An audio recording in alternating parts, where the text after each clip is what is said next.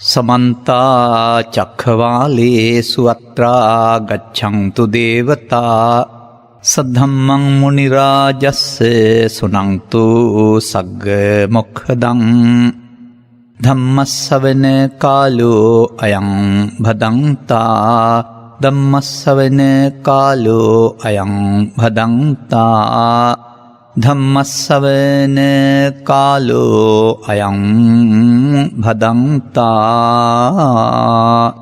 नमो तस्ස භගවතෝ අරහතෝ සම්මා සම්බුද්දස්ස නමෝ තස්ස භගවතෝ අරහතෝ සම්මා සම්බුද්දස්ස නමෝ තස්ස භගවතෝ අරහතෝ සම්මා සම්බුද්දස්ස අට්ඨිමේ භික්ඛවේ ලෝක ධම්මා ලෝකං අනුපරිවත්තಂತಿ ලෝකෝච අටලෝක ධම්මේ අනුපරිවත්තන්තිති අනුග්‍රහක බෞතුන් ප්‍රමුඛ කොට සිටින්නා වූ ස්වකීය ධර්මාවබෝධය පුලුල් කරගෙන ජීවිතයේ දුකින් අත මුදවා ගැනීම සඳහා සද්ධර්ම ශ්‍රවණය කිරීමට net fm ගුවන්විදුලි නාලිකාව තෝරාගත්තා වූ ලංකාවාසී ලෝකවාසී සදහැබර පින්වතුනි. ඇතැමුන් හිතන පරිදි ධර්ම දේශනා කියලා කියන්නේ නිකන් කතන්දර. කතාවක් අහලා රස විඳිනව ඇරුණාම වෙන දෙයක් නැහැ කියලා හිතන්නේ. අතීතයේ සිදුවන සිද්ධියක් රස කරලා කියන එක, ඒක අහගෙන ඉඳලා hina වෙන එක, එහෙම නැත්නම් ඒ සිද්ධිය මතක තියාගන්න එක, බණ ඇසීම කියලා හිතපු යුගයකුත් තිබුණා කියලා මමත් හිතනවා. නමුත් ත්‍රිපිටකය කියවගෙන යාමේදී මේ සූත්‍ර සියල්ල තුල අන්තර්ගත කරලා තිබෙන්නේ කුමක්ද කියලා තේරෙනවා. ඒ අතීත කතාවක් නෙවෙයි. ඒ සම්පූර්ණයෙන්ම මෙන්න මේ වගේ දෙයක්. දැන් ඔබ මංගල උත්සවයකට යන්නට හෝ එහෙම නැත්නම් රැකියාවට යන්නට හෝ සූදානම් වෙලා කැඩපත ඉස්සරහට යනවා. ඔබේ අල්මාරියේ තියෙන කැඩපත හෝ නැත්නම් කණ්ණාඩි මේසේ තියෙන කැඩපත ඉස්සරහට. ඔබ ගිහින් කැඩපතට එවි බලනවා. ඔබ යන්නේ කැඩපත බලන්නද? ඔබේ අදපළදු හොයාගන්නද? ඔබට ඔබ දකින්න බෑ වෙනත් විදිහකට. කැඩපත තුලින් ඔබට ඔබ පේනවා. එතකොට ඔබ පෙනෙන නිසා නේද ඔබ අදපළදු හදාගන්නේ. ඔබ කවදාද තේරුම් ගන්නේ සූත්‍ර දේශනා කියලා කියන්නේ ඔබ තේරුම් ගන්න පුළුවන් කැඩපතක් කියලා. සම්පූර්ණයෙන්ම මේ සූත්‍ර දේශනා කියලා කියන්නේ ඔබේ ජීවිතවල අවුල සහ නිර්වුල පැහැදිලි කරන මාර්ගයක්. බලන්නේ එහි ශ්‍රියාව කැඩපතට එබීලයි කියලා කියන්නේ. අනේ වගේ මේ සද්ධර්මයේ නැමැති සූත්‍ර දේශනා නැමැති කැඩපතට එබිලා ඔබ ළඟ තිබෙනා වූ අඩුපාඩු හොයාගන්න. දැන් කැඩපතට එබිලා බලපුවාම මූණේ පවුඩර් වැඩි නම් හදා ගන්නවා. කෙස් රොදක් එහෙම වෙලා තියෙනවා නම් හදා ගන්නවා. ටයි එකේ ගැටේ වැරදි නම් හදා ගන්නවා. අර වැරදිනේ හදාගන්නේ. වැරදි හදා ගන්නට කැඩපත බැලීම වගේ මිනිසාගේ ජීවිතය දුක විසින් ආක්‍රමණය කරන්නේ මොන කාරණයක් නිසාද කියලා මේ සූත්‍ර දේශනාවල පෙන්වලා තිබෙනවා. අනතුරු ඔබට තිබෙන්නේ ඔබ ළඟ පවතිනා වූ අඩුපාඩුව සකස් කරගෙන නිර්වුල් වෙන එකයි. මේක ඉහාත්ම වශයෙන්ම මේ දෙපැත්තම සිදු වෙනවා. බුදු සමය නොදැන මිනිසා ගත කරන ජීවිතය තුළ මිනිසාට සිදුවෙන දේ පිළිබඳව තථාගතයන් වහන්සේ පරිහාන ධම්ම සූත්‍රයේ සඳහන් කළා තියෙනවා. පරිහාන ධම්මං වූ භික්ඛවේ දේසිස්සාමි. මේ ධනෙන් කුලයෙන් නෙලෙන් පෙරහීමක් නෙමෙයි. මේ පරිහානිය කියන්නේ ජීවිතයේ දුකටපත් වීමට. අපරිහාන ධම්මංච කියන පදේ වළංගු වෙන්නේ සද්ධර්මයේ තේරුම් ගත්තෙන් පසුව අර දුකින් ඉවත් වීම සඳහා. මිනිසා තේරුම් ගන්න සදහම් නොදන්නා සමාජය තුළ මිනිසා ජීවිතයේ දුකක් හදා ගන්නවා. සදහම් වටහාගෙන අනුගමනීය ප්‍රතිපදාවක් තුළින් මිනිසා ජීවිතය තුළ දුකින් මිදෙනවා. එතකොට දුකත් ජීවිතය තුළ මිදීමත් ජීවිතය තුළ. ජීවිතය දුකයි නෙමෙයි, නොදන්නකම නිසා ජීවිතයේ දුක ආක්‍රමණය කරනු ලබනවා. එයින් මිදෙන්න පිළියම උපන් මිනිසාට, ජීවත් වෙන මිනිසාට ස්වකීය දැනුම් සම්භාරය තුලින් ලබා ගන්නට බෑ. ඒ ප්‍රමාණවත් නැහැ. සාමාන්‍යයෙන් මේ දුක පිළිබඳව විග්‍රහය ත්‍රිපිටකයේ සඳහන් කරනු ලබන්නේ ආකාර දෙකකට. ඒක සමාජගත දුක සහ චිත්තසංතානගත දුක කියන වචන දෙක යටතේ තමයි විග්‍රහ කරලා තිබෙන්නේ. ඒක එහෙම කිව්වට තේරෙන්නේ නැත්නම් මෙහෙම හිතන්න. ජලය, විදුලිය, දුරකථන, මහා මාර්ග, නිවාස, රැකියා නැතිකම, ආහාර ඉහළයාම ආදී මේ කාරණා නිසා මිනිසා අසහනයටපත් වෙනවා. ඒක තමයි සමාජගත දුක.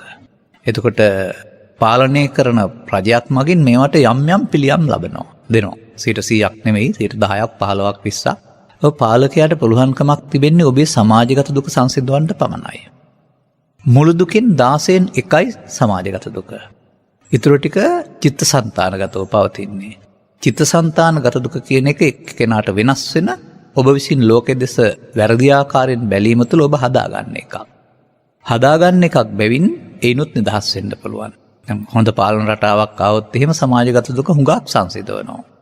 අන්න ඒ වගේ තථාගත බුදු පියාණන් වහන්සේ වැනි උත්තමයෙකුගේ මාර්ගෝපදේශකත්වයේ ජීවිතයට ගන්න පුළුවන් නම් අර 16න් 15ක් වන්නා වූ චිත්තසංතානගත දුක අතුරුදහන් කරලා ලබාගත් ජීවිතේ විඳින්න පුළුවන්. සාමාන්‍යයෙන් මම දකින්නේ විඳින්න දුන් ජීවිතය පෘථග්ජන භාවය තුළ විඳවනවායි කියන එක. පසුගිය ධර්මදේශනාව කරමින් අපි ඔබට පසුගිය සතියේ මනෝපුබ්බංගමා ගාථා දෙක උදව් කරගෙන මිනිසා දුකටපත් වෙන්නේ ලෝකය නිසා නොව පදුට්ඨ චිත්තෝ නැත්නම් පදුට්ඨ නැත්නම් දූෂිත මනස නැත්නම් අප්‍රසන්න අපිරිසුදු මනස නිසා බව. මනස කෙලසා ගැනීම නිසා බවත් එයින් මිදෙන්න පුළුවන් නම් ඒ දුක නැති බවත් පැහැදිලි කරන්න උත්සාහ කළා. මෙහා සමානව දේශනාවක් ගනිමින් ඔබේ දැක්ම ගැඹුරු කරන්නට අද අපි කල්පනා කරනු ලබනවා.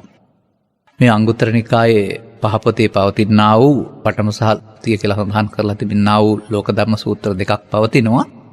දෙකම තරමක් සමාන වුණත් අපි එකක් ගන්නවා. එහි සඳහන් පාඩයක් තමයි මම ඔබට ගත්තේ. මේක නොදන්න කෙනෙක් නැහැ. ඒක පාඩම් කරවන්න හැම නෙවෙයි මම මේ බණ කියන්නේ. මතක තබා ගන්න.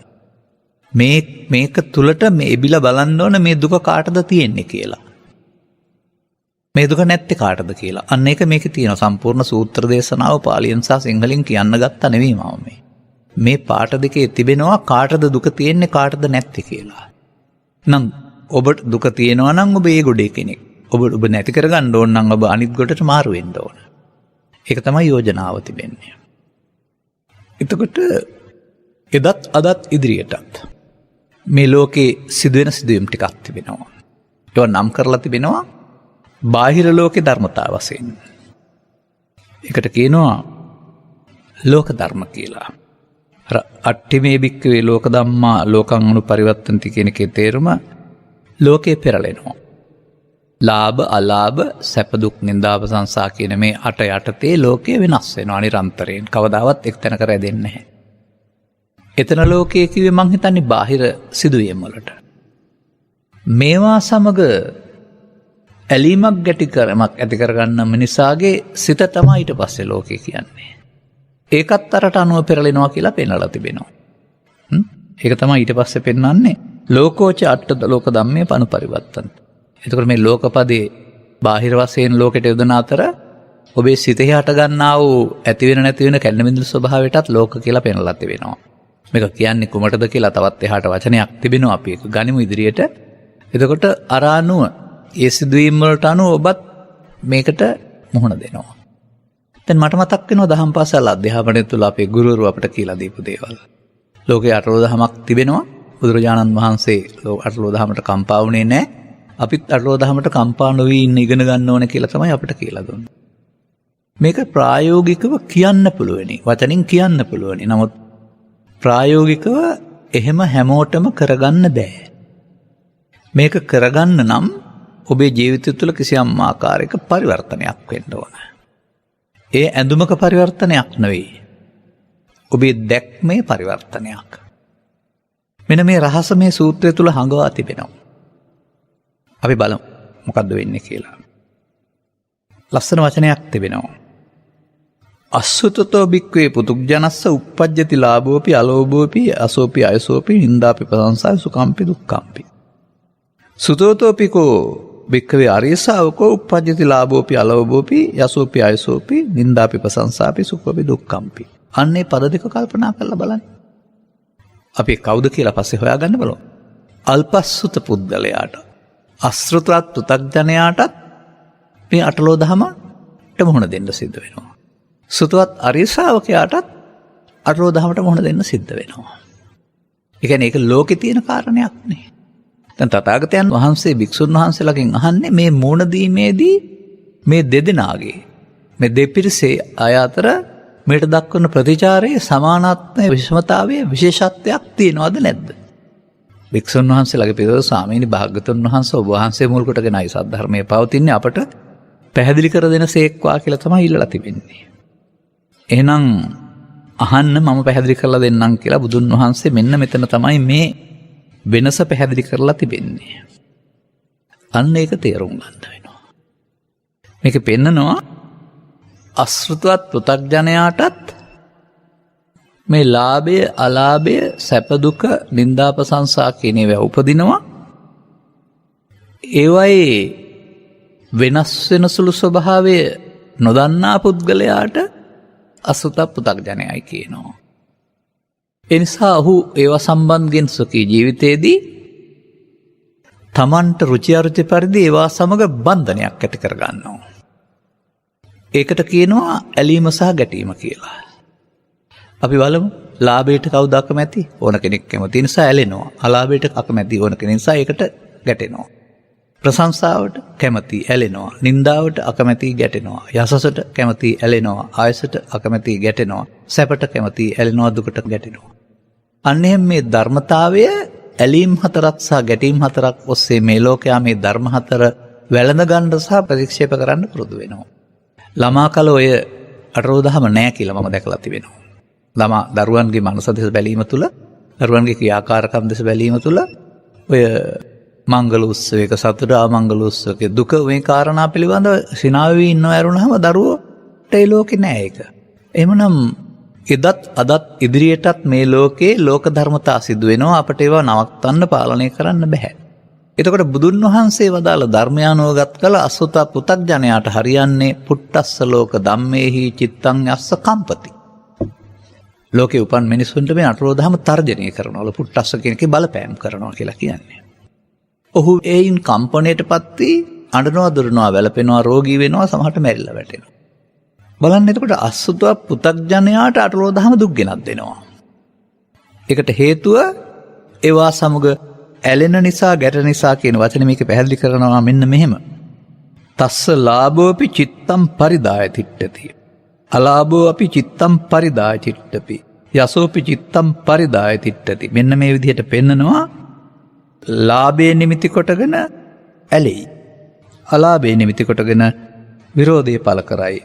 ඒකට සාමාන්‍යයෙන් පැහැදිලි කරලා ලබන්නේ අනුරුජ්ජති පටිවිරුජ්ජති. අනුරුජ්ජති ඇලෙනවා පටිවිරුජ්ජති ප්‍රතිවිරුද්ධ වෙනවා. එතකොට ලෝකේ ඒක හැමදාමත් තිබුණා. අපි මේ ලෝකෙට ආවා. මුලින් අපිට මේක තිබුණේ නැහැ. අපි විසින් මේක හොඳයි කියලා අල්ලගන්න යාමෙන් එපා කියලා ප්‍රතික්ෂේප කරන්න යාමෙන් අපි තුළ ඇති වෙන අදහසක් අනුරෝධ විරෝධ සමාපන්නෝ. ඇලීම ප්‍රතිවිරුද්ධ වීම. හතරකට ඇලෙනවා හතරකට ගැටෙනවා. මෙන්න මේ හතරකට ඇලෙන එක සහ හතරට ගැටෙන එක පෘථග්ජනයා සතු උපන් ගේ තියෙන දෝෂයක්. එතකොට මේකෙන් පැහැදිලි කරන්න උත්සාහ කරනු ලබන්නේ අටලෝදහමේ කම්පාව ගෙනත් දෙන්නේ අටලෝදහම විසින් නෙවෙයි අසුත පෘථග්ජනයාට තමන් ඇති කරගන්නා වූ ඇලීම ගැටීම නැත්නම් අනුරුද්ධ ප්‍රතිවිරුද්ධ වීම කියලා තුලින් කියන එක. ඒකට හේතුව පෙන්වලා තිබෙනවා. එහි අටලෝදහමේ ස්වභාවය පිළිබඳව පෘථග්ජනයා දන්නේ නැහැ කියලා තියෙනවා. ඒ වගේම සුතාප්තාපිකෝ බික්ක අරිය ශාවකෝ උපජ්ජති ලාභෝ ආර්ය ශ්‍රාවකෙක් වුණ කෙනාටත් මේවා උපදිනවා. ඔහු ඒ වුණාට ඇති හැටියෙන් දන්නවලු ඒවා ලෝක ස්වභාවයන් කියලා. එනිසා ඔහු ඒ සම්බන්ධයෙන් පැහැදිලි කරනවා තස්ස ලාභෝපි චිත්තං න පරිදාය චිත්තති. අලාභෝපි චිත්තං න පරිදාය තිට්ඨති. ඒකෙන් පෙන්නන්නේ ඒක නිසා ඒ සම්බන්ධයෙන් ඇතිවෙන්නා වූ සිත මැඩගෙන සිටීමට ඔහු යටත් වෙන්නේ නැහැ. පරිදාය චිත්තති කියන එකේ තේරුම මේ දෙකෙන්ම ඔහුගේ සිත මැඩගෙන සිටිනවායි කියන එක. දෙවෙනි කාරණයෙන් පෙන්නනවා ලාභේ නිමිති කොට ඇලෙන්නේ නැහැ. අලාභේ නිමිති කොටගෙන විරුද්ධ වෙන්නේ නැහැ. අන්න දැන් ලස්සන වචනයක් හම්බ වුණා. මොකද්ද? ලෝකේ හැමදෙනාටම මුහුණ දෙන්න සිදුවන කාරණයක් ලෝක ධර්මතාවය. එතකොට ජාති ජරා ව්‍යාධි ශෝක මරණයෙන් මිදෙන්න දුකටපත් වෙන්නේ කවුද? අසුත පෘථග්ජනයා. ඒ අසුත පෘථග්ජනයා කුමක් නිසාද? ලාභෙහි ඇලෙන නිසා, අලාභෙහි ගැටෙන නිසා, ඒවා ඔහුව මුසපත් කරන නිසා. එහෙම නැත්නම් ඔහුගේ සිත ඒවෙන් කම්පිත වෙන නිසා, නැත්නම් ඔහුගේ සිත ඊට යටත් වෙන නිසා. අරිය ශාවකයාටත් ඒවා හම් වෙනවා. නමුත් ඔහුට ඒවට යටත්වීමක් නැහැ. ඔහු ළඟ ඒ ඇලීමත් ගැටීමත් නැහැ. ඒ නිසා ඔහුට අනුරෝධ විරෝධ නැති නිසා, ඇලීමක් ගැටීමක් නැති නිසා ඉදිරියට පෙන්වනු ලබනවා ඔහු ජාති මරණ ශෝක පරිදේවලින් පවා නිදහස් වෙනවායි කියලා. දැන් මේක වෙනම විස්තර කරන්න ගියොත් අපට වෙනම කාලයක් ගන්න වෙනවා. නමුත් මේකේ තිබෙන සාරාංශය අරගෙන අපි හොයාගන්න බලන්න වෙනවා. දැන් කුමක්ද මේන් පැහැදිලි කරලා තිබෙන්නේ? සියලු දෙනාටම ලෝකේ දුකයි කියලාද? නැහැ. අටලෝ දහම එදත් අදත් ඉදිරියටත් ලෝකෙ සිදුවෙන කාරණා. වහින එක, පායන එක, ගංගා ගලන එක, කඳුහෙල් කඩා වැටෙන එක, ඒ වගේම නැව්ගිලෙන එක, අහස් යනා වැටෙන එක, බඩු මිලි ඉහළ යන එක, පහළ වෙන එක, රෝග හැදෙන එක ආදී කොට ඇති මේ ලෝකෙ සිදුවීම් අඩු වැඩි වශයෙන් හැමදාම සිදු වෙනවා. එතකොට ඒවා සිදු වෙන්න එපයි කියලා අපට ප්‍රාර්ථනා කළාට හරි සිදු වෙන්නේ නැහැ. අපි ප්‍රාර්ථනා කරන එකක් නෙමෙයි, ඒක සිදුවීමක්. ඉතින් මා දකින්නවා ඔය අපේ වැඩිහිටි පරම්පරාවල හිටිය අත්තලමුත්තල ගාව ඔකට තිබුණා ගැඹුරු ධර්මයක් වටහුනේ නැති වුණාට යම්කිසි ප්‍රතිකර්මයක්. ඒකට සාමාන්‍යයෙන් ගීතේ පවතින්නේ හත්වලාමේ වෙච්ච දෙයට මක් කරන්නද කියලා. මාහලා තියෙන ඕවට මොනවා කරන්නද? ඒ කියන්නේ යමක් සිදුවී පවතිනවා නම් ඒකට අඬන වැළපෙන එකේ වැඩක් නැහැ කියන එක තමයි ඒකෙන් පැහැදිලි කරන්නේ. නමුත් මේ තථාගතරු හෙළි කරන දාලා වූ නොඇලී නොගැටී සිටීමේ ධර්මතාවය නොදන්නා කෙනා තමයි අසුතප්පුතග්ජනයයි කියලා කියන්නේ. එහෙනම් මා දකිනවා ලෝකෙට ආවෙන් පස්සේ අසුතප්පුතග්ජන භාවය තුළ නම් දුකින් තමයි වාසය කරන්න වෙන්නේ. පෘථග්ජන භාවය සහ බැඳී පවතිනක් තමා පොතට පිටකොලයසේ මේ දුක කියන කාරණාව. නමුත් එහිම සඳහන් කරනු ලබනවා සුතවත් ආර්ය ශ්‍රාවක බවට පත් වුණෙන් පස්සේ ඒ දුකම නැහැ කියලා. දැන් එහෙමනම් මේ ලෝක ධමයේ සිදුවෙන කාරණාව ද දුක් ගෙනත් දෙන්නේ ඒක බාර ගැනීම සහ නොගැනීමද? බාර ගැනීමෙන් දුක් ගෙනත් දේ බාර නොගන්න පුළුවන් නම් දුකක් නැහැ කියන එක. එතකොට කිසියම් ආකාරයක ලෝකේ දැකීම සඳහා ඔබට ජීවන ප්‍රතිපදාවක් මෙහි නිර්දේශ කරනවානේ. මේකට වෙන්න ඕන මොකක්ද? gedara කරදරයි කියලා සිවුරක් පුරවන කෙස් ටික බූගාගෙන කැලේට යන්න ඕනේද? ඇඳුම මාරු කරන්න ඕනේද? ගම අතහැර නගරයට යන්න ඕනේද? නගර අතහැර රට යන්න ඕනේද? නැහැ. එහෙම විකල්ප ක්‍රියාමාර්ගයක් තුල හිසේ රදයට කොට්ටේ මාරු වෙන එක විතරයි වෙන්නේ. කෙටි කාලීනව කොට්ටේ කියන එක සාමාන්‍යයෙන් මාරු කරපුවාම විනාඩි 5-10ක් යනකල් ඊළඟ කොට්ටේ රත් වෙනතුරු හිසේ රදේ දැනෙන්නේ නැහැ. නමුත් හිසේ රදේ තියෙන්නේ හිසේ නම් කොට්ටේ මාරු කරාට පිළියමක් වෙන්නේ නැහැ. ඒ නිසා අටලෝ දහම ලෝකේ තියෙන නිසා ඕකට මූණ දීපුවාම කරදරයි, රූප පේනවා, සද්ද ඇහෙනවා, මේ රූප වාහිනී යන්ත්‍ර දැක්කම ගීත ඇහුනහම ඒ හින්දා මගේ හිත ඇවිස්සෙනවා, මං කැලේට යන්න ඕනේ කියලා අන්න හිසේ රදට කොට්ටේ මාරු කරන අය. මේකේ ධර්ම න්‍යායක් උගන්වනවා. මේ ධර්ම න්‍යාය උගන්වන්නේ මේකේ වැරද්ද තිබෙන්නේ ලෝකේ කියලා නෙවෙයි. ඔබ විසින් නොදන්නාකම නිසා මේවා සමග වැළඳ ගැනීමෙන්, මේවා සමග ඇලීමෙන් ගැටීමෙන් ඔබ දුක හදා ගන්නවායි කියන එක.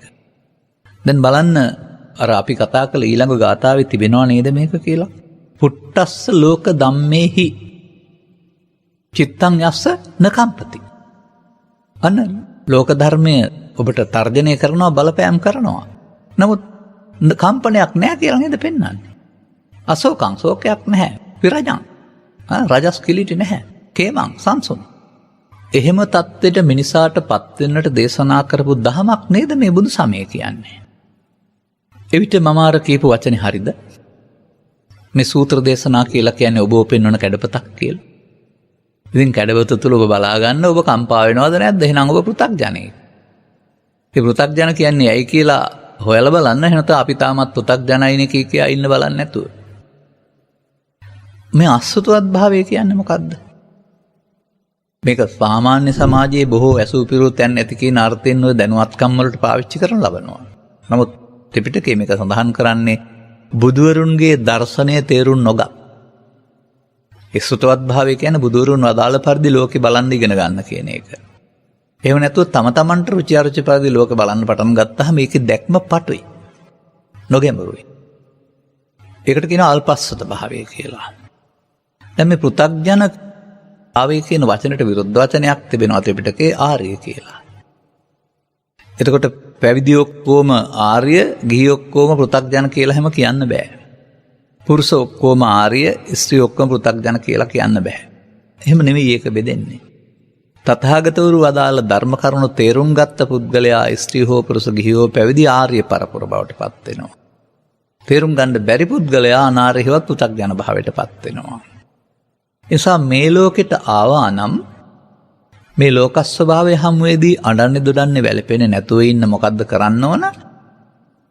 අසෘතවත් පෘථග්ජන භාවයෙන් මිදී සෘතවත් ආර්ය ශ්‍රාවකෙක් බවට පත් වෙන්න සිද්ධ වෙනවා.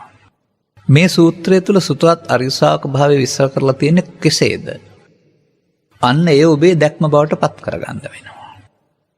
මම අසෘතවත් පෘථග්ජන භාවය ඔබට පැහැදිලි කරන්නම්. ඒක මේ ලෝකේ පුරා පැවතිනා වූ විශාල මුලාවක්. ආගම් ಜಾති ભેදයකින් තොරව. ඔවුන්ට පේන මට්ටමින් ඒක හරි. නමුත් තථාගතවරු හෙළි කරන මට්ටමින් ඒක නිවැරදි දැක්මක් නෙමෙයි. අපි උදාහරණයක් මෙහෙම ගනිමු. මටත් මතකයි මගේ ළමා කාලය තුල අවදි වුණාම දැනටත් එහෙමයි ඒක. ඉර උදා වෙනවා උදේට හවසට බහැලා යනවා. අපිට පෙනෙන්නේ අපි ඉන්නවා හැමදාම මෙතන ඉර ඇවිත් යනවා. එතකොට අපේ ඇහැට පේන මට්ටම හරිනේ. හොඳයි ඔබ තාරකා විද්‍යාව හරි භූගෝල විද්‍යාව හරි හදාarලා බලන්න. මේ ඇත්තද කියලා. එතකොට තේරෙවි සූර්ය ග්‍රහ මණ්ඩලයේ සූර්යයා එක තැනක තිබෙනවා මේ වටේ තිබෙන ග්‍රහයෝ ඒ වටා භ්‍රමණය වෙනවා. වෘත්තාකාරව අණ්ඩාකාරව ආදී වශයෙන්. එතකොට අපි ඉන්නවා ඉර යනවා කියන එක හරිද? ඉර තියෙනවා අපි ඒ වට යනවා කියන එක නේද හරි? දැන් ඔය ඇහැට පේන එක වැරදිනේ. මේහා සමානව මේ ලෝකේ ජීවත් වෙන්න යාමේදී ඔබේ ඇසට මෝහාන්ධකාරය නැමැති දැලක් වැටෙනවා. මේ දැලට පෙනෙන විදිහේ වැරද්ද නිසා තමයි ඔබට මේ අමාරු වැටෙන්න සිද්ධ වෙන්නේ. ඒ නිසා මිනිසාට බුදුරජාණන් වහන්සේ ඊට වඩා හොඳින් දකින්න පුළුවන් ප්‍රඥා ඇස නැමැති ඇසක් ලබා දෙනවා. මෙන්න මේ ප්‍රඥා ඇස ලබා ගැනීම සඳහා අනුගමනය කරන්න ඕන ක්‍රියාමාර්ග කීපයක් ත්‍රිපිටකයේ පවතිනවා. කුමක්ද? පරතෝච ගෝසෝ යෝනිසෝච මනසිකාරෝ සත්පුරුෂ සංසේවෝ සද්ධම්ම සවණං. තව කිවිතු ඊට පැත්තෙන් පෙන්නනවා. ඒ දේවල් තේරුම් අරන් පැහැදිලි කරන අයට සවන් දීලා තේරුම් ගන්න ඕන. අර පරතෝච ගෝසෝ කියන වශයෙන් පෙන්වන්නේ එම කරුණු පැහැදිලි කරන අයට සවන් දීම. සාමාන්‍යයෙන් කෝ බණ ඇසීම කියලා පරිවර්තනය කරලා තිබෙනවා. ඒ වගේම එබඳු පුද්ගලයන්ගේ ඇසුරට කල්යාණ මිත්‍ර සේවනය කියනවා. මේ ත්‍රිපිටකයේ කල්යාණ මිත්‍ර සේවනය එයයි. ඔබ නම් ඉතින් ඔය ගෙදර දොර වහලා ගියාම ගෙදර බලා ගන්න කෙනාට, සතෙකුට කන්න දෙන කෙනාට, අතමාරුවක් දෙන කෙනාට කල්යාණ මිත්‍රයා කියලානේ පාවිච්චි කරන්නේ. ඒක සම්මතයට තියාගන්න අපිට එරෙහි වෙන්නේ නැහැ. නමුත් මම එරෙහි වෙන තැනකුත් තිබෙනවා. කුමක්ද? ඔය සමහර අය මම අහලා තියෙනවා ඔය බීමත් වෙන්න ගෙදරින් යන්න සතයක් නැතුව ඉන්න වෙලාවට කවුරු හරි නිකන් අරන් දුන්නොත් එහෙම වියදමක් නැතුව එයාටත් කියනවා උඹට මචං කල්යාණ මිත්‍රයෙක් කියලා. බුදු සමයේ වචන වලට අපහාස කරන්න එපා මෙහෙම. බුදු සමයේ කල්යාණ මිත්‍රවරු කියලා කියන එකේ තේරුම තමන්පත් වුණ දුකින් මිදෙන්න මඟ කියා දෙන්නා වූ ආර්ය පුද්ගලයෝ. ඒ අයගේ ඇසුර තමයි කල්යාණ මිත්‍ර සේවනය කියලා කියන්නේ. මතක තබා ගන්න. එහෙමනම් අපි මේ පෘථග්ජන භාවය කියන එක විවරණය කරගන්න බලමු. ඔබයි වචන විතරනේ දාන්නේ. මම එහෙම කියන්නම්. ලෝකෙ හැමෝටම පේන හැටි මේ. මෞකසෙන් බිහි වෙන කුඩා දරුවෙක් විදිහට. ස්වභාවයෙන්ම ස්ත්‍රී හෝ පුරුෂ. වෙන භාෂාවක් රටක් ජාතියක් ආගමක් නැහැ. අනතුරුව තමයි මව්පියන් කතා කරන භාෂාව, ජීවත් වෙන රට, මව්පියන්ගේ ආගම බවට පත් වෙනවා. තේරම පිටින් ගන්න දේවල්. ලදරුවා ළමයෙක් වී, තරුණයෙක් හෝ තරුණියක් වී රැකියාවක් අරගෙන විවාහ වී, අම්මෙක් වී, තාත්තෙක් වී, දරුවන් හදා වඩා විශ්‍රාම ගොස් ආච්චි සීයා කෙනෙක් වෙලා මේ යනවා. මේ හැට පේන හැටි. උදේ පායපු ඉර හවසට බහැලා යනවා වගේ ජීවිතේ ළමා කාලින් පටන් අරගෙන මරණින් අවසන් වෙනවා. එතකොට ජීවිතේ එකක්. කවුද? ඔබ. ඒ මව්කුසින් බිහි වුණ කෙනා ඔබ, යා මිය යනවා. මේ තමයි ඔබේ මම. ලෝකෙ ඔක්කොගේම මම එක තමයි. ඇහැට පේන විදිහට. නමුත් සැබවින්ම මේ එහෙම එක්කෙනෙක්ද? මෙහෙම දකින්න එක තමයි අසුත පෘථග්ජන භාවය කියලා කියන්නේ. දැන් ඔබ කතා කරන්නේ ඔබේ නම ඇහුවොත් අහවලායි කියලා කියනවා. ඔබට ඊට එහා පැත්තට බුදු සමයේ ධර්ම කරුණු විග්‍රහය හදාරුවේ නැත්නම් ඊට වඩා හදයක් පේනවද? නැහැ. එතකොට අන්න ජීවිතේ එකක් වශයෙන් සලකන එක ඒ ස්ත්‍රියෙක් පුරුෂයෙක් ගිහියෙක් පැවිද්දෙක් ආදී වශයෙන් සලකන එක තමයි මේ අල්පස්සුත භාවය. මේ අල්පස්සුත භාවය තුල අර අටට මුහුණ දෙන්න තේරෙන්නේ නැහැ, මිදෙන්න තේරෙන්නේ නැහැ. එහෙනම් බුදුන් වහන්සේ ඔබගේ දැක්ම වෙනස් කරන ලබනවා. ගැඹුරු දැක්මක් බවට ඇති කරනවා. බලමු අපි. මේක පෙන්නනවා මම මේ වචනේ පෙන්නන්නම් ඔබට ඉස්සරහට. මෙහෙමයි මේක පෙන්නන්නේ. උන්වහන්සේ පළමුව බෙදනවා එන්න මෙහෙම මේ. මහණෙනි මේ කය නම් අවුරුදු 60ක් 70ක් 80ක් තිබෙන නිසා කයේ පුද්ගලයෙක් ඉන්නවා කියලා ගත්තත් කමක් නැහැ. ඒක හරියම කියලා කියන්නේ නැහැ. ඒක කිසියම් සාධාරණත්වයක් තියෙනවා කියලා පෙන්නන්නේ. පුද්ගලයා කියන්නේ කයයි සිතයි දෙකම කියලා වදාරනවා. ඉති මනෝ ඉති චිත්ත ඉති විඥානය. මහන්නේ මනස සිත විඥානයයි කියනු ලැබේද එය මොහොතක් පාසා වෙනස් වෙන බව කිය යුතුය. නාහම්බික්කේ අඤ්ඤං ඒක ධම්මම්බි සමනුපස්සාමියං එවං ලහු පරිවත්තං ඇති දං චිත්තං. මොකද පේන ලහු වේගයෙන් පරිවත්තං වෙනස් වෙන එක. මහණෙනි මම වේගයෙන් නැසෙන දෙයක් සිත තරම් දකින්නේ නැහැ. ඒකට උපමාවක්වත් ලෝකේ කරන්න බෑ. දැන් ඔබ හිතනවා සිත තියෙනවා මව කුසෙන් බිහිවුණ තැන් පටන්. දුන්වහන්සේ වදාරනවා ඒක වේගයෙන් නැතෙනවා උපමාවක්වත් කරන්න බෑ කියලා. කැලේ උපමාවකුත් තරම් පෙන්නනවා. යම්සේ වඳුරෙක් නැත්නම් රිලෙවෙක් එක අත්තක ඉඳලා අනිත් අතට පනිනවා. එතකොට හිටපු අත්තේ නැහැ. ඒක අතෑරලා අනිත් එකට පනින්නේ. ඒකෙන් තවත් එකට පනිනවා. වඳුරෙක් අත්ෙන් අත්තට පනින්නාසේ ඔබේ සිත සිතෙන් සිතට යනවා කියලා පෙන්නන්නේ. ඔන්න ටිකක් දැනුවත් වුණා අපි. තව ටිකක් දැනුවත් වෙනවා. සිත උපදින්නට ඔබට ස්ත්‍රී පුරුෂ ගිහි පැවිදි ભેදෙන්තරව තැන් 6ක් දීලා තියෙනවා. ඇහෙන්, කනෙන්, නාසයෙන්, දිවෙන්, කයෙන් සහ සිතෙන්. මේවට හමු වෙන කාරණා නිසා බාහිර ලෝකේ තියෙන දේවල් ඒක සකස් කරලා තියෙන්නේ බාහිර ලෝකයේ ආකාර පහකින් ලෝකේ හඳුනා ගන්න ඕන නිසා තමයි ඔබ ඇහ කන නාසය දිව පහකින් සකස් කරලා මෙලොවට ගේන්නේ. ඔබ ඇසෙන් රූප බලනවා කනෙන් ශබ්ද අහනවා කියලා කතා කරන මේ කතා කිරීමේ ඇත්ත සිද්ධිය ඔබට ඇස කන නාසය දිව කළ දොරවල් පහක් තියෙනවා. ඒකට සිත පිහිටනවා. ඇස රූප විඳින්නේ නැහැ. ඇසට පුළුවන් රූප ගොදුරු කරගන්න විතරයි. කනට පුළුවන් ශබ්ද ගොදුරු කරගන්න විතරයි. මේකේ පිහිටන සිතට කියනවා ඇසේ චක්කු විඥානය, කනේ සෝත විඥානය, නාසයේ ගාන විඥානය, දිවේ දිවහා විඥානය, කයේ කාය විඥානය, බාහිර උදව්වෙන් විඥානය කියන්නේ හඳුනන සිත පහළ වීම කියන එක. ඒ වගේම කල්පනාවෙන් එන එකට මනෝ විඥානය. එතකොට දැන් ඔබ කියලා කියන්නේ ඇසේ කනේ නාසයේ දිවේ කයේ සිතේ හය පොලක එකතුවක්. ස්ත්‍රී පුරුෂ භාවයක් තිබෙනවද? ගිහි පැවිදි භාවයක් තිබෙනවද? එය නිරන්තරයෙන් ඒ මොහොතේ හටගෙන නැසෙන්න පමණයි දීලා තියෙන වරම. ලහු පරිවත්තං. දැන් එතකොට සිත තියෙන දෙයක්ද?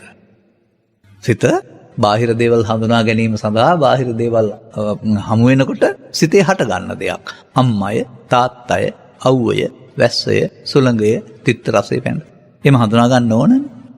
නමුත් මෙතන තවත් කාරණයක් තියෙනවා. මෙහෙම හඳුනාගත්තාම ඊට පස්සේ බාහිර ලෝකේ නැතත් නිින්ද ගියාම හීන පේනකොට මේ බාහිර ලෝකේ වගේම අවුවැස්ස පින්න ඉරහඳ යුද්ධ ජයග්‍රහණ පරාජය සේරම තියෙනවා හීන ලෝකේ. ඔබ හීන දකින්න අයනේ. කල්පනා කරලා බලන්න. මංගල උත්සවයක සිරිය නැද්ද කියලා මගුල් ගෙදරක ගියාපුවාම අව මගුල් උත්සවයේ දුක නැද්ද කියලා මරණයකට සහභාගී වුණොත් එහෙම. හොඳයි එහෙම දුකින් අඬ අඬ ඉන්නේ නැද්ද? සතුටින් ප්‍රීති වෙමින් අප්පටි ගසා ඉන්නේ නැද්ද? අවදි වුණොත් එහෙම ඔබ මොකද කියන්නේ? අනේ මම ඇත්ත ලෝකෙ නෙමෙයි ඉඳලා තියෙන සිහින ලෝකෙනේ කියන එක. ඔබ කොහොමද මේක තේරුම් ගන්නෙ? අර බුදුරජාණන් වහන්සේ වදාළ පරිදි තේරුම් ගන්න. ඔබ මේ දැක්කේ ඔබේ සිතට ආපු දේ. කල්පනා වෙනවා සිහින පේනවා කියන්නේ බාහිර උදව්වක් නැතුව සිතට එන දේ පේනවා. දැන් මේ ලෝකේ බාහිර ලෝකෙද තියෙන ඔබේ සිතේද? හොඳයි ඒක කොහෙන්ද හැදුනේ? ඒක මෙහෙන් ඔබ හොඳයි නරකයි හතුරුයි මිතුරුයි ලාභයි අලාභයි කියලා බෙදා හදාගෙන වෙන් කරගත්ත නිසා ඇලුණු නිසා ගැටුණු නිසා බාහිර ලෝකේ සිදුවීම් වලට අනුව ඔබේ සිතේ ලෝකයක් හැදෙනවා. අන්න බාහිර ලෝකේ තමයි අර ඉස්සල් ලෝකං අනුපරිවත්තති කියලා කියන්නේ. අර බාහිර ලෝකේ අටලෝ දහම. ඒ අනුව සිතේ පෙරලන එකට තමයි අර ඊට පස්සේ ලෝකයේද මේ ලෝකේ අනුව පෙරලනවා කියලා කියන්නේ. දැන් අපිට මොකද වෙලා තිබෙන්නේ? මේ බාහිර ලෝකේ සමග අපි පෙනෙන මට්ටමින් ද්‍රව්‍ය සංඛ්‍යාත බන්ධනයක් නොතිබුණාට බැඳීමක් ඇති කරගෙන ලාභය, අලාභය, සැප, දුක, නින්දාව, ප්‍රශංසාව, යසායස. මේ බැඳීමේ තියෙනවා කැමැති හතරයි අකමැති හතරයි. දැන් මේකට ආගමක් තියෙනවද? දැන් මේවායේ ස්වභාවය ලෝකෙත් මේවා වෙනස් වෙනවා. නිරන්තරයෙන් කවදාවත් බඩු මිල ඉහළ තියෙන්නෙත් නැහැ, තෙල් මිල ඉහළ තියෙන්නෙත් නැහැ. ඉහළ යනවා පහළ යනවා. ලාභ අලාභ වෙනවා. ඒ වෙනස් වෙනවානේ. අන්න ඒ වගේ සිතට හටගන්න කිසිවක් තියන්නත් බෑ, වෙනස් වෙනවා. දැන් මේ සිතට හටගන්න දෙයට කියන නම මොකක්ද? ඇහෙන් කනට, කනෙන් නාසයට, නාසයෙන් දිවට, දිවෙන් කයට සිත වෙනස් වෙනවා. එහෙම උගන්වන්නේ බුදු සමය. අර මම කතා කළ වෙනත් ආගමික ග්‍රන්ථවල සිත කය දෙකකට බෙදලා සියුම් ධමයක් උගන්වන්නේ නැහැ. මම හිතනවා මෙන්න මේ ඔය චිත්තසයිසික රූප නිබ්බාන ක්‍රමයට ඉස්කෝලේ උගන්වන නැත්නම් අභිධර්මයේ උගන්වන වචන ටික පාඩම් කර ගැනීම නෙමෙයි මම මේ කියන්නේ. ඔබ මෙසේ ඔබේ ස්වභාවය කය සිත වශයෙන් දෙකට බෙදාන හඳුනා ගැනීම තමයි එක්තරා අභිධර්මයක් හෙවත් ගැඹුරු ධර්මයේ වෙන්නේ. අභිධර්මයේ දන්නේ නැතුව නිවන් දකින්න බෑ කියන එකේ තේරුම මෙන්න මේ ගැඹුරු ධර්මතාවය තුළ ඔබේ කම්පණය ඇති වෙන ආකාරය සහ මිදෙන ආකාරය තේරුම් ගන්න නැතිව මේක කරන්න බෑ කියන එක. මතක තබා ගන්න. දැන් අපි යන්නේ එහෙමනම් තවත් ටිකක් එහාට කාරණයකට. මේ අසුත පුතග්ජනයාට නෙමේ අම්මා, මේ තාත්තා, මේ ඉස්සේ, මේ පුරුෂයා, මේ මම, මේ මව් කුසින් බිහි වුණෙන් පටන් මැරෙන කල්ම මම ඉන්නවා කියලා පේන්නේ යාට තමයි.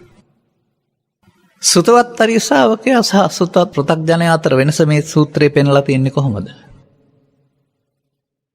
මේකේ තිබෙනවා තවත් ලස්සන වචනයක්.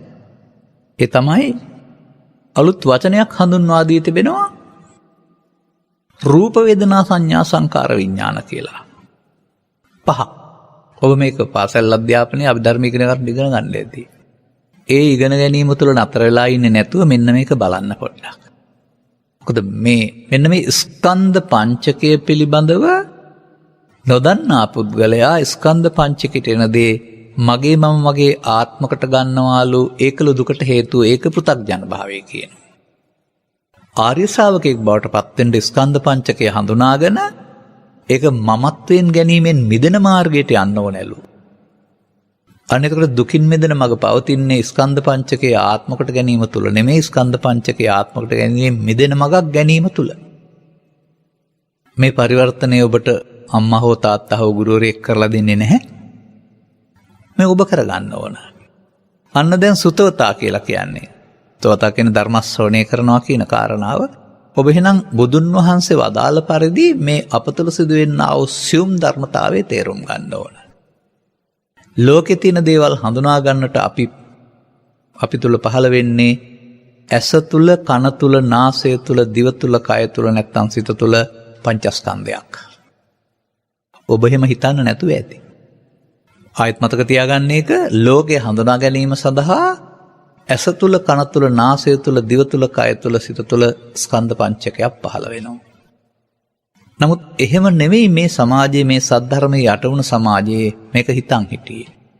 මේ පංචස්කන්ධ කියන වචනේ ධර්මයේ ඉගෙන ගත්තේ නැති කව මහත්තුරු නැත්නම් ගොවි මහත්තුරු නැත්නම් තවත් තිබඳු ආවතේව කරන අය කයට යොදා ගන්නවා. ශරීරය කියන අර්ථය ගන්න පංචස්කන්ධය කියලා යොදනවා. එහෙම පාඩම් කරගත්තොත් ඔබට බුදු සමයේ ගැඹුරට යන්න බැරි වෙනවා. පංචස්කන්ධය කියන්නේ සමූහයන් 5 කියන එක. සමූහය තමයි රූප වේදනා සංඥා සංකාර කියලා. විඥාන කියන්නේ. ඒවා ඒ නම් තියලා තියෙන්නේ ඒවෙන් කරන කෘත්‍ය අනුව. එතකොට මේ සමූහයන් 5 මම කියවනේද ඇසේ කනේ නාසයේ පහළ වෙනවායි කියලා. එහෙමනම් සමූහයන් 5 6ක් පහළ වෙන්න ඕනේ ඔබේ ජීවිතය තුළ. උදේ අවදූ තැන් පටන් ඇසට රූපේදී ඇසට රූපේ පේනවා කියන එක පංචස්කන්ධයක් වශයෙන් ඉගෙන ගන්න වෙනවා. කනට ශබ්දයක් ඇහෙනවා කියන එක පංචස්කන්ධයක් වශයෙන් ඉගෙන ගන්න වෙනවා. එහෙම නැත්නම් හිතට තරහක් එනවා, දුකක් එනවා කියන එක මට තරහක් ආවා කියන එක වෙනුවට ඒක පංචස්කන්ධයේ පහළ වීමක් වශයෙන් ඉගෙන ගන්න වෙනවා. නමුත් ඔබ ඉගෙනගත් පුද්ගලයා වශයෙන් ගත්ත එකේ එක කියවෙන්නේ නැහැ. එමත් නැත්නම් ඔබට තවත් ක්‍රමයක් උගන්වනවා නාම රූප. නාම කියන්නේ සිත පැත්ත, රූප කියන්නේ ශරීරයේ පැත්ත කියලා. එතකොට රූප කියන්නේ ශරීරය නැත්නම් පඨවි ආපෝ තේජෝ, වේදනා සංඥා සංකාර නාම කියලා සියවස් කීපයක් තිස්සේ තවත් අර්ථයක් ඇවිත් තිබෙනවා. මේකත් ලියනවා, කියනවා, පාඩම් කරනවා, විෂය නිර්දේශය පවා තිබෙනවා.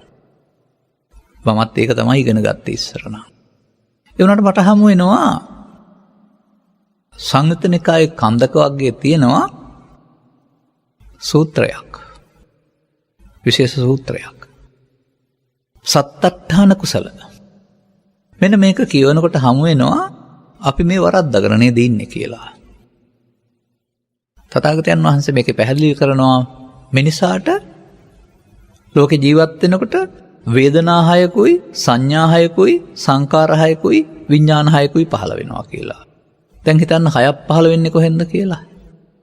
මට නම් හිතෙන්නේ හයක් පහළ වෙන්නේ ඇහි කනේ නාසයේ දිවේ කයේ සිතේ කියලා. දැන් වේදනා කියන පදයට ගන්න සැප දුක් උපේක්ෂා වශයෙන් විඳිනවා කියන අර්ථය. සංඥා කියන පදයට ගන්න ඒ දේ හඳුනනවා කියන අර්ථය. සංඛාර කියන පදයට ගන්න ඒකට එකතු කරන චේතනාත්මක පැත්ත කියන සංස්කාරය. විඥාන කියන පදයට ගන්න මේ සිදුවෙන සියල්ල දැන හඳුනා ගැනීම කියන අර්ථය. දැන් ඔබේ ඇහැට මොනවද හමු වෙන්නේ? ඔබේ ඇහැ සකස් කරලා තියෙන ඉදිරියෙන් තියෙන රූප හමු වෙන්නේ. ඒ රූප මුලින්ම හමු වෙන කාලේ හතරෙක් හෝ මෙතරෙක් වශයෙන් නැත්නම් ඔබට සැප හෝ දුක් උපේක්ෂාවක් වේදනාවක් තිබුණේ නෑ නේද? අනතුරුව මේ පුද්ගලයා මිතුරෙක් බවට පත් කරගත්තාම දකින්නට සැප වේදනාවක් උපදිනවා නේද? හතරෙක් බවට පත් කරගත්තාම දුක් වේදනාවක් උපදිනවා නේද? දැන් අර ඉස්සරහා ඉන්න පුද්ගලයා ඔබට දෙන වේදනාව එයාද දෙන්නේ? ඔබ හදාගත්ත හතුරුකම මිතුරුකමද දෙන්නේ? එයාගේ උදව්වෙන් ඔබේ සිතේ උපදින්නේ. දැන් මේ රූපය කියන්නේ ඔබේ ශරීරයේද ඉස්සරහින් ඉන්න පුද්ගලයාද? නෑ. රූප රූප, ශබ්ද රූප, ගන්ධ රූප, රස රූප, පොට්ටප්ප රූප, ධම්ම රූප කියලා දොරවල් හයට රූප හයක් පහළ වෙනවා කියලා තියෙනවා නේද? රූප තණ්හා, ශබ්ද තණ්හා, ගන්ධ තණ්හා, රස තණ්හා, පොට්ටබ්බ තණ්හා කියලා තණ්හායකුත් තියෙනවා කියලා නේද? තණ්හාය තියෙන කුමක් නිසාද? ශරීරයට තියෙන තණ්හාවද රූප තණ්හාව කියන්නේ? නෑ. රූප නැමැති අරමුණට, ශබ්ද නැමැති අරමුණට, ගන්ධ නැමැති අරමුණට, රස නැමැති අරමුණට මේ අරමුණ සමග ඇති කරගන්නා වූ ඇලීමට ගැටීමට නමක් නේද මේ තණ්හා කියලා කියන්නේ. දැන් මට මෙහෙම කියන්න. වේදනා කියන්නේ විඳිනවා කියන අර්ථය නම් ඔබ නාට්‍යයක් හෝ චිත්‍රපටයක් නරඹමින් ඉන්න වෙලාවට ඔබ විඳින්නේ ඔබේ ශරීරයේද? නැත්නම් ඒ නාට්‍ය හෝ චිත්‍රපටයේ තියෙන රූපයේද? ඔබ ගීතයක් රස විඳින්න ඉන්න වෙලාවට විඳින්නේ ඔබේ ශරීරයේද? ගීතයේ රසයේද? ඔබ ගන්ධයක් විඳින වෙලාවට විඳින්නේ ඔබේ ශරීරයේද? ගන්ධයේද? දැන් මේ වේදනාවට පාත්‍ර වෙන්නේ ශරීරයේද? අර රූප, ශබ්ද, ගන්ධ, රස, පොට්ටබ්බ ධම්ම කියන අරමුණු හයද? ඔබ ළඟ සිදුවෙනවා නම් පිළිගන්න ඕන මම කියන නිසා හෝ පොතේ තියෙන නිසා නොවේයි, බුදුන් වහන්සේ වදාළ නිසා නොවේයි, ඇත්ත නිසා. දැන් තව ටිකක් ඉගෙන ගන්න. ඔබ බලා ගන්න ඕන නම් ඔබට පෙනෙන්නේ නැහැ. ඔබ කැඩවතක් තුලින් බලනවා. ඔබ බලන්නේ පිළිඹුවක ප්‍රතිබිම්බයක උදව්වෙන්. ඒක තේරෙනවනේ නේ? ඔබ බලා ගන්න ඕන නම් ආලෝකයේ තියෙන වෙලාව කැඩපතක් ගාවට ගියාම කැඩපතේ තියෙන ප්‍රතිබිම්බයෙන් ඔබව පේනවා. නිකම් ඔබ බලා ගන්න බෑ.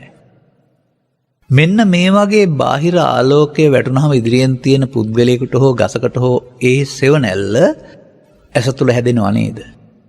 අර ඉදිරියෙන් තියෙන එක බිම්බය නම් ඇස තුල හැදෙන එක පටිබිම්බය නේද? ඒ පටිබිම්බය නිසා නේද ලෝකේ හඳුනාගන්නේ. එතකොට ඉදිරියෙන් තියෙන පුද්ගලයා හතුරෙක් වෙන්නේ පටිබිම්බය හතුරෙක් කරගත්තොත් නේද? ඉදිරියෙන් තියෙන පුද්ගලයා මිතුරෙක් වෙන්නේ පටිබිම්බය මිතුරෙක් කරගත්තොත් නේද? පුද්ගලයා එක්කෙනයි Taman බෙදා ගන්න ආකාරයට තමයි මේ හතුරු මිතුරු වෙන්නේ. දැන් මේ හතුරා මිතුරා ඉන්නේ ඉස්සරහා ඉන්න පුද්ගලයාගේ Tamanගේ හිතේද? Taman විඳින්නේ ඉස්සරහා ඉන්න පුද්ගලයාද සැප දුක් උපේක්ෂා වශයෙන් Tamanගේ සිතුවිල්ලද? දැන් රූපේ විඳිනවා කියන්නේ ශරීරය විඳිනවද? අරමුණ හතුරා මිතුර වශයෙන් විඳිනවද? දැන් මේක අරමුණ කියන්නේ පටවියාපෝ තේජෝද? අපිට දවල්ට කියමුකෝ අපි රූපයක් පේනවා ඉස්සරහින් කියලා. හිලෙන් පේනවා රූපයක්. ඒ හතුරම. දැන් බාහිර කෙනෙක්ද පේන්නේ? ඔබේ සිතුවිල්ල නේද ඔබට හතුර වශයෙන් පෙනුනේ හිනේදී. මිතුර වශයෙන් පෙනුනත් එහෙම නේද? බාහිර ලෝකේ තියෙන දේවල් හඳුනා ගන්නට ඔබ සිතුවිල්ලක් පහල කර ගන්නවා. මේ සිතුවිල්ල හතුරු මිතුරු කොට බෙදා ගන්නවා ඔබනේ. ඒ බෙදා ගැනීමට අනුව නේද ඔබට ඇලීම ගැටීම ඇති වෙන්නේ. ඒ බෙදා ගැනීමට අනුව නේද මේ සැප දුක් උපේක්ෂා වේදනා ඇති වෙන්නේ.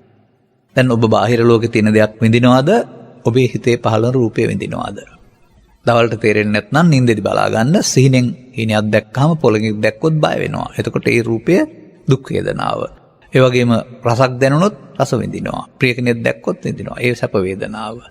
දැන් සැබවින්ම තියෙන දෙයක් වින්දද සිත වින්දද? ඔන්න අභිධර්මය. මේ ලෝකෙත් එක්කලා අපි සම්මත සම්බන්ධතාව පවත්වන්න ඕන. අම්මා වශයෙන් තාත්තා වශයෙන් හඳුනා ගන්න ඕනේ. ඒකට තියෙන ගෞරව ඔක්කොම තියෙන්න වෙනවා. නමුත් මේ බාහිර ලෝකෙත් එක්කලා අපි සම්බන්ධයක් ඇති කරගන්න සිතේ පහළ වෙන්නා වූ රූප ශබ්ද රූප ගන්ධ රූප රස රූප පොට්ටබ්බ රූප නිසා. ඒ රූපය තමයි අපිට කැමති පරිදි සැප දුක් උපේක්ෂා එකකින් වේදනාවෙන් විඳින්නේ. ඒ රූපය තමයි රූප සංඥා ශබ්ද සංඥා ගන්ධ සංඥා වශයෙන් දොරවල් හයෙන් හඳුනන්නේ. ඒකට අනුව තමයි අර ඇලෙන්නේ ගැටෙන්නේ. මිතුරා නම් ඇලෙනවා නම් හතුරා නම් ගැටෙනවා. ඒක තමයි සංකාර ස්කන්ධය. දැන් මෙසේ මේ ඇස තුළ රූප වේදනා සංඥා සංකාර හතරකින් කරපු කර්තව්‍ය විශේෂයෙන් දැන ගැනීම විඥානයයි. කන තුළ ශබ්ද රූපයේ වේදනා සංඥා සංකාර හතරෙන් බෙදපු ආකාරය විශේෂයෙන් දැන ගැනීම විඥානය. දැන් මෙසේ ඇසෙන් කනට කනෙන් නාසයට නාසයෙන් දිවට දිවෙන් කයට මොකද වෙන්නේ? රූප වේදනා සංඥා සංකාර පහක් ඇති වෙලා නැතෙනවා. පහෙන් පහට ඇස තුළමත් පහේව ඇති වෙනවා නැතෙනවා. ඇසෙන් කනට මාරු වෙනවා. දැන් ස්කන්ධ පංචකය කියන්නේ ශරීරයේද ලෝකේ හඳුනා ගැනීම සඳහා ඔබේ ඇසේ කනේ නාසයේ පහළ වෙන ධර්මතාවයේද? ඒකට නාම රූප කියන්නේ ශරීරයේ නාම කියලා බෙදුවට ඒක ඔක්කොම නාම රූප හේවත් සිතේ තියෙන රූප නේද? තවත් අර්ථයක් තියෙනවා. කොස් කියන්නේ නාමයක්, දෙල් කියන්නේ නාමයක්, ගස් කියන්නේ නාමයක්. එතකොට මේ නම් කරපු රූප අපට කොස් දෙල් වශයෙන් පේනවා. පොල් ගහට කොස් කීවනම්, ඉරමණේට මන්නේ කීවනම් අපට අද පේන්නේ ඒ ආකාරයෙන්. ඒවා එතකොට තිබෙන දේවල් නෙමෙයි අපි නම් කරපු රූප. නාම රූප අපට පේනකොට අපේ සිතේ හට ගන්නවා රූප වේදනා සංඥා සංකාර පහ. දැන් මෙන්න මේ අපි ලෝකේ ජීවත් වෙනකොට ලෝකෙත් එක්කලා සම්බන්ධතා ඇති කරගන්නේ මේ රූප වේදනා සංඥා සංකාර පහ නැමැති හටගන්න ඒකකෙන් බව අසත පුතග්ජනයා දන්නේ නැහැ. ලෝකේ කවුරුවත් දන්නේ නැහැ. අපි මෞකසෙන් බිහි වුණ තැනලා මැරෙනකල් මෙන්න මමක් ඉන්නවා කියලා මේක හිතනවා. නමුත් අර වඳුර අත්ෙන් අත්තට මාරු වෙනවා වගේ පෙන්වන්නේ ස්කන්ධ පහෙන් පහට සිත වෙනස් වෙනවායි කියන එක. එහෙමනම් ඔබට තේරෙනවද මෞකසෙන් බිහි වී ජීවිතාවසානයේ දක්වා ජීවත් වෙලා මැරෙන එක සම්මත පිළිගැනීමක්? සිතෙන් සිතට ස්කන්ධ පංචකයෙන් පංචකට මැරෙනවායි කියලා. මොනවද උපදින්නේ? ලෝභය උපදිනවා, ද්වේෂය උපදිනවා, මෝහය උපදිනවා, සතුට උපදිනවා, දුක උපදිනවා, ලාභය උපදිනවා, අලාභය උපදිනවා. ඒවට ඇති වෙලා නැති වෙලා යන්න වෙනවා. ඇති වෙන එක අපිට ලෝකේ හඳුනා ගන්න උදව් වෙනවා, නැති වෙන එක අපිට නවත්තන්න බෑ. දැන් බලන්න මේ පංචස්කන්ධ විග්‍රහයට ස්ත්‍රී පුරුෂ ගිහි පැවිදි ભેදයක් තියෙනවද කියලා? ජාතික ජාත්‍යන්තර ભેදයක් තියෙනවද කියලා? ආගමක් තියෙනවද කියලා? මෙන්න මේක නොදන්නා පුද්ගලයාට පෘථග්ජනයයි කියලා කියනවා. අපි මේ පරිහරණය කරන්නේ ස්කන්ධ පහක් මගින් ලෝකෙත් එක්කලා සම්බන්ධතාවය ඇති කරගන්නේ. එහෙම දකින්න බැරි පුද්ගලයාට අල්පස්සත භාවයක් තියෙනවායි කියලා. එනම් පංචස්කන්ධ ධර්මතාවයේ බුදු සමය පමණයි උගන්වන්නේ. ඒකත් වරද්දලා හුඟක් උගන්වන්නේ. එහෙනම් අපි හැමෝටම අසුතෝ පුතග්ජනයෝ බවට පත් වෙලා ඉන්න වෙලා තියෙනවා. මොකද බුදු සමයේ මේ අභිධර්මයේ විග්‍රහ නොවන නිසා. දැන් මෙන්න මේකට එන එකක් තමයි අර ලාභය, අලාභය, සැප, දුක, නිന്ദා ප්‍රශංසා කියන්නේ ඒ මොහොතේට අර ඇසෙන් කනෙන් නාසෙන් එන එක. අපි ඒක බාහිර දෙයක සිදුවීම සිතින් ගන්නා වූ සිතුවිල්ලකින් හඳුනා ගැනීමක් වශයෙන් සලකන්නේ නැතිව ඒකට අපි අගයක් එකතු කරන්න ගන්නවා. ළමා කාලේ ඉඳලා හොඳයි නරකයි සැපයි දුකයි කැමැති අකමැති හරි වැරදි. අන්න පරිදාය චිත්තති කියන්නේ මේ බැඳෙනවට. ඊට පස්සේ අනුරුජ්ජති පටිවිරුජ්ජති කියන්නේ ඇලෙනවා ගැටෙනවට. දැන් මෙන්න මේ ලෝක ධර්ම සමග ඇලීම ගැටීම නිසා ඔබට දුක් ගෙනත් දෙනව ඇරුණාම ලෝක ධර්ම වල දුක තියෙනවා නම් බුදුන්ටත් ගැලවෙන්න බෑ. දැන් ඔබේ ජීවිතය තුළ ළමා කාලයේ සිට මහලු කාලය දක්වා මේ ලෝක ධර්මයට ඇලීම ගැටීම නැවති මාර්ගය යනවා නම් ඇලෙන කරුණු සංඛ්‍යාව වැඩි වෙන්න ගැටෙන කරුණු සංඛ්‍යාව වැඩි වෙන්න ඔබට දුක් විඳින්න වෙනවා. උගත්ද බුද්ධිමත්ද ධනවත්ද දේශීයද විදාසීයද ගිහිද පැවිදිද කියලා නැහැ. එතකොට මේ බුදු සමයෙන් සඳහන් කරන්නා වූ දුක කියන එක ලෝකෙ තියෙන එකක් නෙමෙයි. ඒ මොහොතට තමන් හිතේ උපදින දෙයක්. බලන්න. ජරා ව්‍යාධි ශෝක පරිදේව දුක්ඛ දෝමනස් උපායාස මොනවද මේවා? සිතේ හට ගන්න දේවල් නේ. දැඩි වෙහෙස, ආතතිය, පීඩනය. ඕවා තිබුණාද කුඩා දරුවෙකුට? නෑනේ. එහෙනම් ඔබට තේරෙනවද මේක හදාගත් එකක් කියලා? කොහොමද මේක හැදුනේ? අන්න හැදුණු බව දන්නේ නැතුවම මිදෙන්න බෑ. බුදුන් වහන්සේ හැදුණු හැටි පෙන්නනවා. පරිහාන ධම්මං භික්ඛවේ දේසිස්සාමි අපරිහාන ධම්මංච. එක වචනකින් පෙන්නනවා. අන්න මේ මම උත්සාහ කළේ මෙතන මේ ලෝක ධර්මතාවයන් තුළ ලෝක ධර්ම ලෝකෙ තිබුණට ඒවා දුක් ගෙනත් දෙන්නේ නැහැ. දුක් ගෙනත් දෙන්නේ අපි ඇති කරගන්නා වූ ඇලීම ගැටීම. ඇලීම ගැටීමේ ස්වභාව පෘථග්ජනයාගේ ස්වභාවයයි ආර්ය බවට පත් වෙනවායි කියන්නේ මේ ස්කන්ධ පංචකයේ ඇලෙන ගැටෙන ස්වභාවය අයින් කරනවා. දැන් මේ පංචස්කන්ධේ පහළ වෙනකොට මොකද වෙන්නේ? ඇලීමෙන් ලෝභ, ගැටීමෙන් දෝෂ. එතකොට අන්න එතන තමයි තථාගතයන් වහන්සේ වදාරන්නේ අසුත පෘථග්ජනයාට මේ හිතට එන දේ මම කොට ගත්ත බොහොම සංසාරයේ එයින් මිදෙන්න බැරිකම. දැන් ඒ මම මයන්නද කයද? සිතට එන දේ මොකද්ද? ලෝභය, දේශය, මෝහය, ඊර්ෂ්‍යාව, ක්‍රෝධය, වෛරය, පවපින ධානය. මේ ඕනෑම දෙයක් සමග ඇලීමෙන් හැදෙන දෙයක් මම කියලා නේද පෙන්වන්නේ? ගැටීමෙන් හැදෙන දෙයක් නේද? අන්න පංචස්කන්ධයේ ඇලීමෙන් පංචස්කන්ධය සමග ගැටීමෙන් පංච උපාදානස්කන්ධය බවට පත් වෙනවා. ඇලීමට ගැටීමට කියනවා මඤ්ඤමානය, මම කොට ගැනීම. පංචස්කන්ධයේ දුකක් කියලා බුදුන් වහන්සේ ත්‍රිපිටකයේ කොතනකවත් අදහරලා නැහැ. නමුත් මඤ්ඤමානෝකෝ බික්ඛු බද්දෝ මාරස්ස කියලා තියෙනවා. ඔබ මමත්වයෙන් ගත්තොත් ඔබ සසරට සහ දුකට බැඳෙනවා. දැන් වරද තිබෙන්නේ මමත්වයෙන් ගැනීමේනේ. ඒක නේද පරිහාන ධම්මං ඕ භික්ඛවේ දේසිස්සාමි. ඒක නේද පෘථග්ජන භාවයේ දුකටපත් වෙන වැරදි මාවත. තථාගතයන් වහන්සේ ඔබට විස්තර කරලා බලන අමඤ්ඤමානෝ මුත්තෝ පාපිමතෝ. ඔබට මේ මඤ්ඤමාණයෙන් ගන්න නැතුව ඉන්න පුළුවන් නම් මායාවෙන් මිදෙන්නත් පුළුවන්. අන්නර අටලෝ දහම කියන කාරණාවේදී ලාභය, අලාභය, සැප දුක්, නිന്ദා ප්‍රශංසා කැමැති අකමැති වශයෙන් මමත්වයෙන් ගත්ත පුද්ගලයාට නේද දුක තියෙන්නේ. අර අනුරුජ්ජති පටිවිරුජ්ජති කියන එකෙන් පෙන්නන්නේ. තව එක වචනයක් තියෙනවා මේක තව පැහැදිලි කළේ නෑ, තවත් ඉස්සරහට ගන්න හිතාන. අනේ අනුරුද්ධ්‍යති පටිවිරුද්ධති අතෑරපුවාම ඇලෙන්න ගැටෙන්නේ නැතුවම සෘතවත් ආර්ය ශ්‍රාවකයාට ලෝක ධර්මයේ පහළ වෙනවා. හිත ඇතුලෙන් එන්නට මම කොට ගැනීමක්, ඇල්මක්, ගැටීමක් නැත්නම් ඔහු සිතින් ලෝකෙත් එක්කලා ඇලීම නිදහස් කරගත්තා වෙනවනේ. දැන් ලෝකෙද හදන්න තියෙන්නේ, සිතද හදන්න තියෙන්නේ. මේ සිතට එන දේ සමග ඇලුණු ගැටෙන පුරුද්දට කියනවා මමත්වයෙන් ගැනීම. හෙවත් ඒ මොහොතේ උපන් හැඟීම මගේ, මම, මගේ ආත්ම හෙවත් නිත්‍ය සුඛාත්ම වශයෙන් ගැනීම කියලා. මේ සත්‍යය සංසාරයේ ඇවිදින්නේ පව හෝ පින හෝ ධානය හෝ එකට එන දේ මගේ සහ මම සහ මගේ ආත්ම කොට කියන්නේ නැති වුණාට මමත්වයෙන් ගැනීමෙන් හෙවත් මඤ්ඤමානයෙන්. මේ නිසා ඔහුට මේක තේරුම් ගත්තේ නැත්නම් මෙතනින් කොහාට ගියත් අපායෙත් පව නැමැති මමත්වයෙන් ගැනීම තිබෙනවා.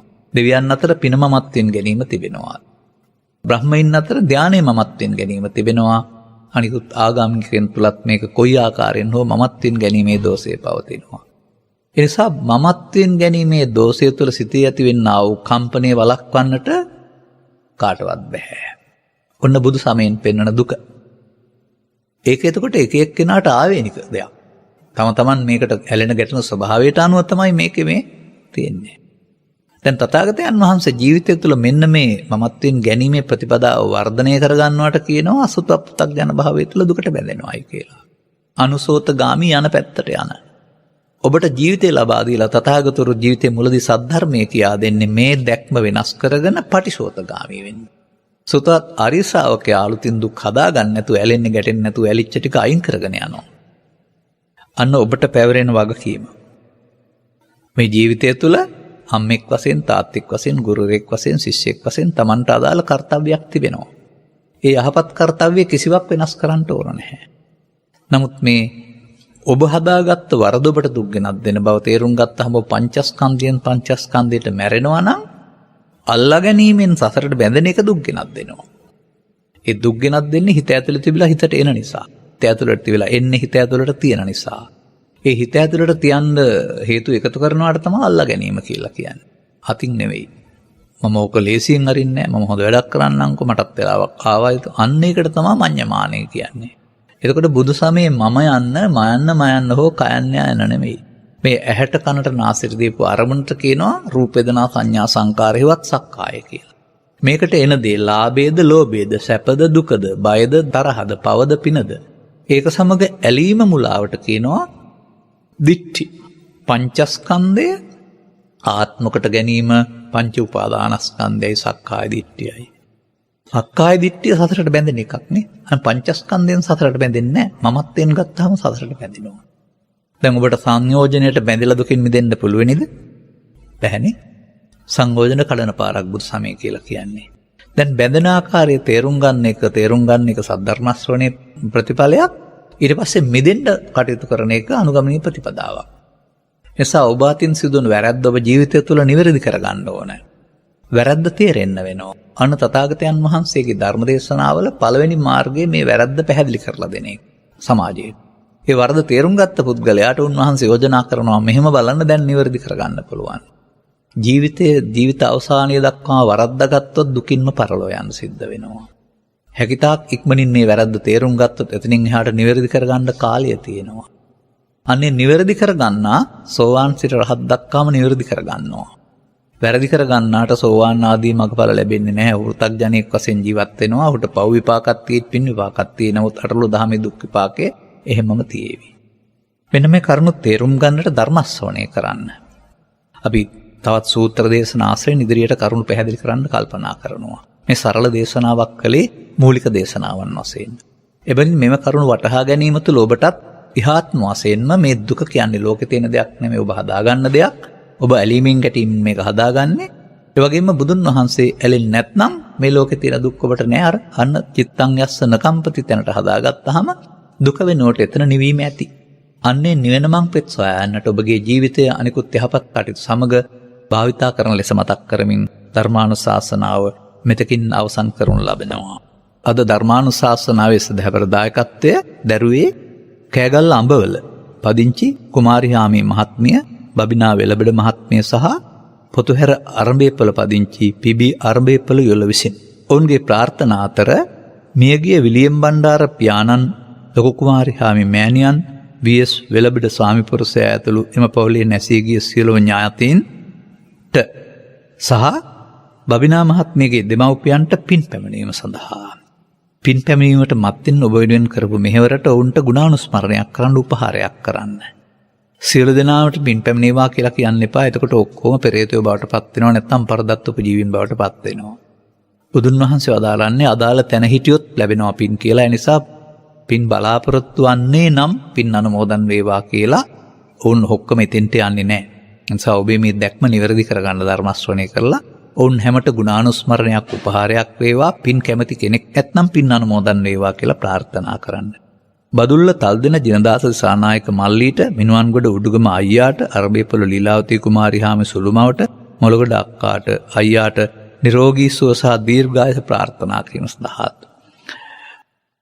ඔමෙත්, දුල්මිද, තෙව්මිද, සිනුරී, ඔනාදී, රස්මී, නදීශානී යන මුණුබුරු මිනිවිරියන්ට සුවසෙත සමග නිදුක් නිරෝගී සුව සමග අනාගත අධ්‍යාපන කටයුතු සාර්ථක වී යහපත් පුරවැසියන් බවට පත්වේවායි කියන ආශිර්වාදය කිරීම සඳහා දේශකයන් වහන්සේට මේ භවයේදීම නිවන් අවබෝධය පැතීම සඳහා දෙවියන්ට පින් කැමති සියලු දෙනාට පින් අනුමෝදන් කිරීම සඳහා මේක දායකත්වයේ දරා තිබෙනවා. ධර්මදේශනාව සඳහා මූලික දායකත්වයේ දරා ධර්මදේශනාව විකාශනය කරවා ගැනීමෙන් ධර්ම ශ්‍රවණයෙන් ලබාගත්තා වූ අවබෝධයෙන් සහ ආනිසංසයන් මත පිහිටා හිතින් සඳහන් කළා වූ සියලු ඥාති වර්ගයා ගෞරවයෙන් සිහිපත් කරන්න. යමෙක් පින් මදව පින් බලාපොරොත්තු ඔබේ ඥාතිත්වය තුළ පින් බලාපොරොත්තු වසත්නම් පින් අනුමෝදන් කරන ජීවිත සුවපත් කරගනිත්වා. ජීවිත සුවපත් වූ පණින් නිවන් මඟට යන්නේ නැහැ. උන්ට එතනින් මිදෙන දවසකදී යලිත් වතාවක් මිනිසත් බව ලැබී ඒ මිනිසත් බව තුළ අසුත පෘථග්ජන භාවය සහ සුත ආර්ය ශ්‍රාවක භාවය වටහා ගන්න ලැබීම තුළින් පෘථග්ජන භාවයෙන් මිදී ආර්ය ශ්‍රාවකේ බවට පත්වීම තුළ අනුගමනීය ප්‍රතිපදාවක් තුළින් සකල දුක්ඛයන්ගේ නිමාවන්නා උතුම් නිර්වාණයෙන් සැනසෙන මං පිට්විර කරගන්නට ලැබේවායි ප්‍රාර්ථනා කරන්න. අනුග්‍රහක බෞතුන් වශයෙන් කටයුතු කළ හැමටත්, නම් වශයෙන් සඳහන් කළ හැමටත්, ධර්මරුරු හැමටත්, ධර්මාශ්‍රය කළ හැමටත් මේ ධර්මදේශනාවේ පින් වගේම කරුණ අවබෝධය ලැබේවා. ජීවිතය ආරි සත්‍යයට අනුව නිවැරදි කරගන්නට ලැබේවා. වෙනත් දැක්මක් ලැබේවා. ඒ තුළ මෙලොව ජීවිතයේ තවදුරටත් වාසනාවන්ත වේවා. රැකියා ආදී කටයුතු යන ගමන් බිමන් යහපත් අනාගත බලාපොරොත්තු සඵල වේවා. දරුවන්ගේ අධ්‍යාපන කටයුතු සාර්ථක වේවා. රෝග පීඩා දුරු වේවා. පාප මිත්‍ර ආදී සේවනයන්ගෙන් වෙන් වේවා. කල්යාණ මිත්‍ර සේවනය ලැබේවා. ත්‍රිලක්ෂණ වැනි දහම් කරුණක ගැඹුර, පටිච්චසමුප්පාද නිරෝධ වැනි දහම් කරුණක ගැඹුර අපි ඉදිරියේදී පැහැදිලි කරනු ලබනවා. පංච උපාදානස්කන්ධය තුළ නුවණින් දැක ගන්න තරම් ඔබගේ නුවණ මොහු කරා යෑමේදී ඔබ හැමතත් සකල දුක්ඛයන්ගේ නිමාවන්නා උතුම් නිර්වාණ සෙන් සැනසෙන මං පෙත්විර කරන්නට හේතු වාසනා වේවායි කියලා හැමෝම සාදු කියලා ප්‍රාර්ථනා කරගන්න. ආකාසට්ඨාච බුම්මට්ටා දේවානාගා මහිද්దికා පුඤ්ඤන්තං අනුමෝදිත්වා චිරං රක්ඛන්තු ත්වං සදා සෑම දිනාටම තෙරුවන් සරණයි.